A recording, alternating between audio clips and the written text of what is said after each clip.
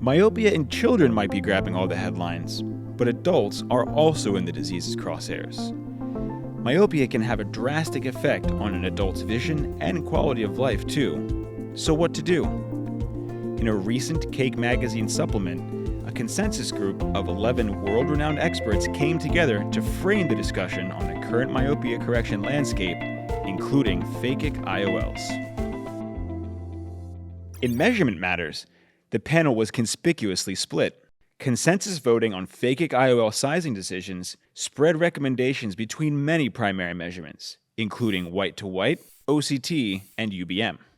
We go back to the years where the ICL was first introduced. The only method that we can rely on was the measurement of bicaliper. So the white-to-white was the basic principle. But as technology improved, we were able to use the UBM, and also the anterior segment OCT got improved a lot. So we are able to measure angle distance with the OCT. If you are a beginner, I personally recommend you to use the third-party calculator being used with the AUKUS from the STAAR Surgical. Then you can compare the size recommendation, and you have to make and find your nomogram for the size matters. 为什么到目前为止，就是全世界还没有一个统一的标准，说来怎么样选择 ICL 的尺寸？我觉得最主要的一个原因就是我们每一个诊所它所拥有的测量的仪器设备它是不一样的。像我们早期的话是用 iMaster 来测量白到白。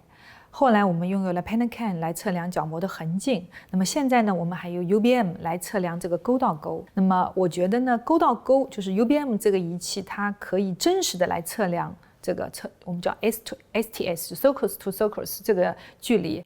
那么对我们来说，现在是非常重要的。One thing that's universal though is all the doctors learn from their mistakes. So whatever device I have, I will see who are in the correct range of vault and who are not. And I ultimately learn, and I listen to others with similar devices, and I ultimately learn to adjust. I learned before to use the orb scan white to white and the caliper. Now I have an OCT, now I have UBM.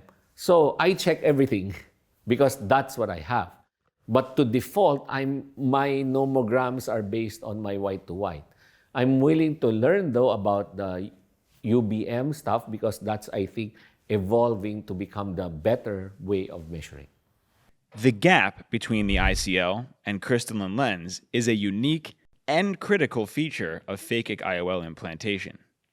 According to the panel, a mean vault range of 213 to 885 microns was considered best following ICL implant.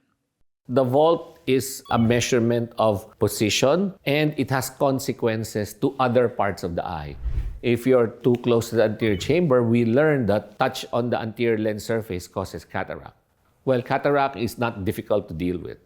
But if it's too high a vault and you cause an angular closure glaucoma, that's more difficult to deal with. 我还是比较同意，就是这个范围是一个比较理想的，我们叫拱高。那么，所以拱高对于长期的安全性是非常重要的。但是呢，如果术后的拱高在这个理想的范围之外，我们也不必过于的担心，只要我们的一些安全性的参数都是 OK 的。那么我相信呢，我们只要随访就可以了。当然，如果这些指标发生了一些异常，可能我们需要去更换 ICL 晶体。Originally, the ICL was recommended being around 250 to 750. It's what the manufacturers told to be normal. But we are using the 5th generation of ICL, and it has a center hole. The vaulting being a little bit lower and lower. With a hole in the middle, we can be more tolerant of up to 100 microns in terms of the shallowness of the vault.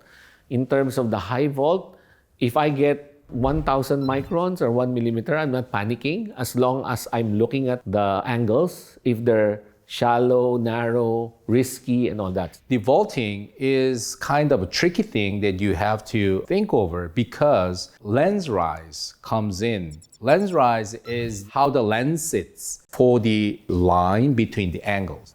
So it goes below and you have the proper size and proper vaulting, but you will find the more vaulting than you expected, and you have the positive number in lens rise, you will have lower vaulting even with the proper size. I personally recommend our junior doctors to see very precisely for the lens rise, and also because it's the range of the vaulting being normal, right? 250 to 750. If you are not using the toric lens, it's spherical lens, then the low vaulting will be fine. Even with the rotation of the ICL, it will not affect the residual refractor errors. But if you're using the toric lens, astigmatism has a vector. So it sits in position as being seated with the surgeons. Then if we have the rotated ICL, then the vision will decrease. So if you're in doubt for using the toric, go for a little bit higher than the median value of the vaulting. And if you are using the spherical ICL, then the lower vaulting will be fine. This video is just one part of our series looking at the guidelines on building proficiency in phakic IOL procedures. Scan the QR code below to access the entire supplement and learn about common practices from some of the world's best phakic IOL surgeons.